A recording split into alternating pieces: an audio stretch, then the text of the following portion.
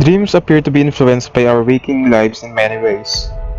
Theories about why we dream include those that suggest dreaming is a means by which the brain processes emotions, stimuli, memories, and information that's been absorbed throughout waking day.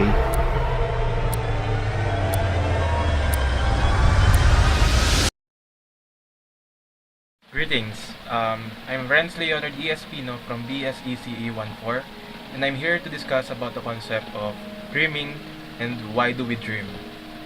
First of all, dreaming is defined as a series of thoughts, images, ideas, or sensations that a person or an individual experience during his or her sleep.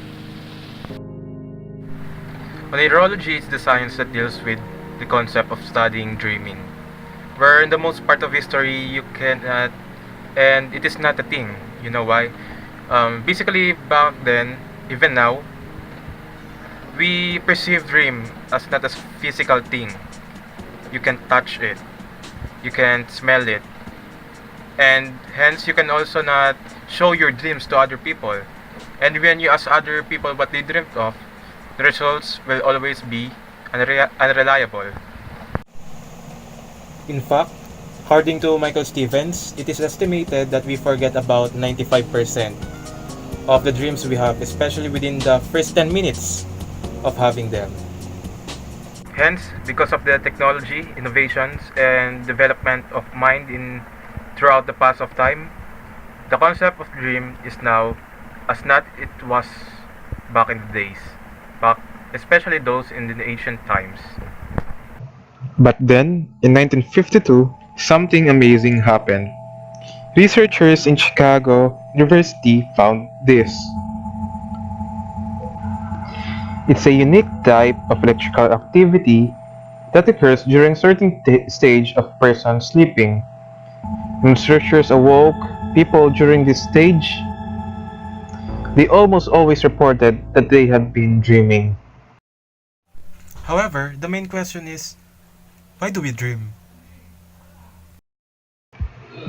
In the 3rd millennium BCE, Mesopotamian kings recorded and interpreted their dreams on wax tablets. 1,000 years later, ancient Egyptians wrote a dream book listing over 100 common dreams and their meanings. And in the years since, we haven't paused in our quest to understand why we dream. So after a great deal of scientific research, technological advancement, and persistence, we still don't have any definite answers. But we have some interesting theories. We dream to fulfill our wishes. In the early 1900s, Sigmund Freud proposed that while all of our dreams, including our nightmares, are a collection of images from our daily conscious lives, they also have symbolic meanings, which relate to the fulfillment of our subconscious wishes. Freud theorized that everything we remember when we wake up from a dream is a symbolic representation of our unconscious, primitive thoughts, urges, and desires.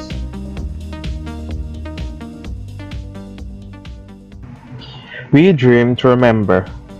To increase performance on certain mental tasks, sleeping is good, but dreaming while sleeping is better. In 2010, researchers found that subjects were much better at getting through a complex 3D maze they had napped and dreamt of the maze prior to their second attempt. In fact, they were up to 10 times better at it than those who only thought of the maze while awake.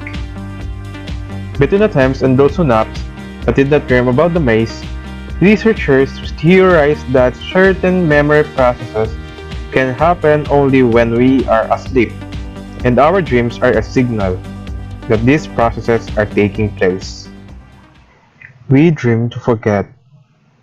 There are about 10,000 trillion neural connections within the architecture of your brain. You are created by everything you think and everything you do. A 1983 neurobiological theory of dreaming called reverse learning holds that while sleeping and mainly during REM sleep cycles, your neocortex reviews these neural connections and dumps the unnecessary ones. Without this unlearning process which results in your dreams, your brain could be overrun by useless connections and parasitic thoughts that could disrupt the necessary thinking you need to do while you're awake. Dream to keep our brains working.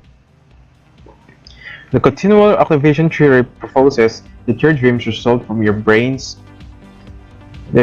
needs to constantly consolidate and create long-term memories in order to function properly.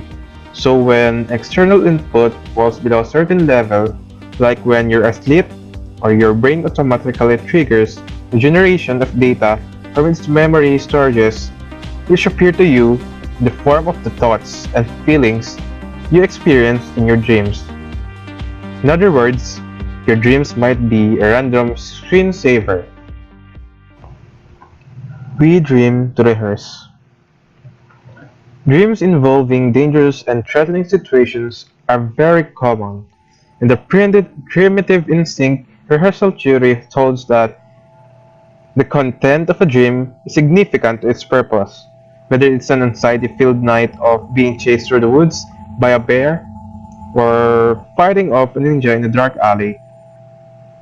These dreams allow you to practice your fight or flight instincts and keep them sharp and dependable in case you'll need them in real life. We dream to heal stress. Neurotransmitters in the brain are much less active during the REM stage of sleep, even during dreams of traumatic experiences, leading some researchers to theorize that one purpose of dreaming is to take the edge off painful experiences to allow for psychological healing, reviewing traumatic events in your dreams. Less mental stress may grant you a clearer perspective and an enhanced ability to process them in psychologically healthy ways. People with certain mood disorders and PTSD often have difficulty sleeping, leading some scientists to believe that lack of dreaming may be a contributing factor to their illnesses. We dream to solve problems. Unconstrained by reality and the rules of conventional logic in your dreams, your mind can create limitless scenarios to help you grasp problems and formulate solutions. Solutions that you may not consider while awake. Jen Steinbeck called it the comedy of sleep, and research has demonstrated the effectiveness of dreaming on problem solving. It's also how renowned chemist August Kikuel discovered the structure of the benzene molecule. It's the reason that sometimes the best solution for a problem is to sleep. To sleep on it. And those are just a few of the more prominent theories as technology increases our capability for our understanding the brain. It's possible that one day we will discover the definite reason for death. But until that time arrives, we just have to keep on dreaming.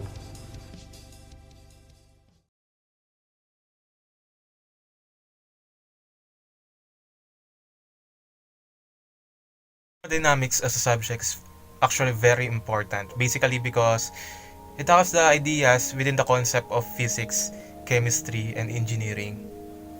Also, it is a critical area of science and technology.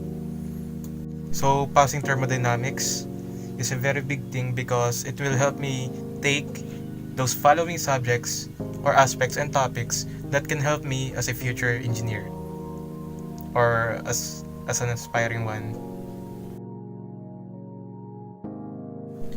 As a student, as a son, and as an individual, especially as a first year student in PUP, Polytechnic University of the Philippines, I have to pass and I want to pass thermodynamics because it is the foundation of the physics as a young student to further elaborate the concepts later in the next years. especially in the second year, third year, and fourth year, and then further conceptualize the concept on how physics can help us engineers, future engineers, to formulate new ideas and new innovations. Passing thermodynamics will be a very big thing to me because it can, especially without it, without the credits, without the units, I cannot be, I cannot take physics for the second years or in the later years. So thermodynamics.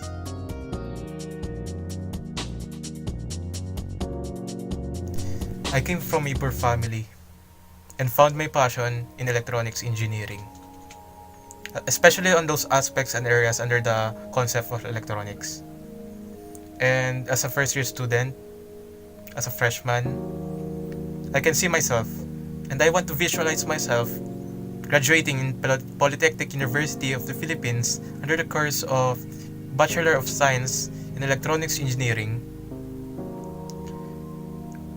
with the help of hard work, patience, and managing my time and schedule wisely.